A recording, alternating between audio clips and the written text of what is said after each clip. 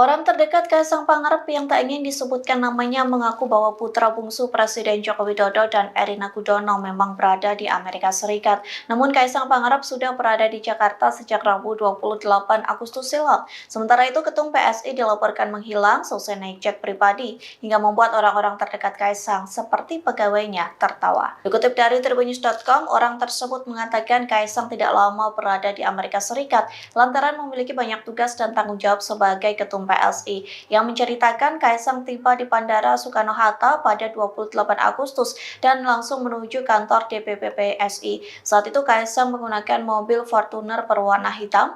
Adapun Kaisang langsung menyelesaikan sejumlah berkas formulir untuk Pilkada 2024 agar bisa diserahkan pada 29 Oktober. Lantas pada Senin 2 September Kaisang kembali ke kantor DPP PSI. Menurut pegawainya, Kaisang sering berada di markas PSI dalam beberapa hari terakhir paling tidak selama 1 jam, sehingga ia mengaku tergelitik saat media massa mengabarkan Kaisang menghilang.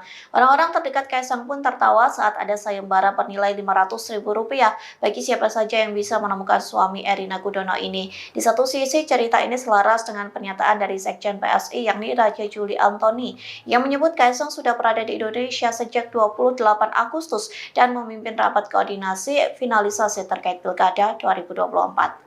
Download Tribun X sekarang, menghadirkan lokal menjadi Indonesia.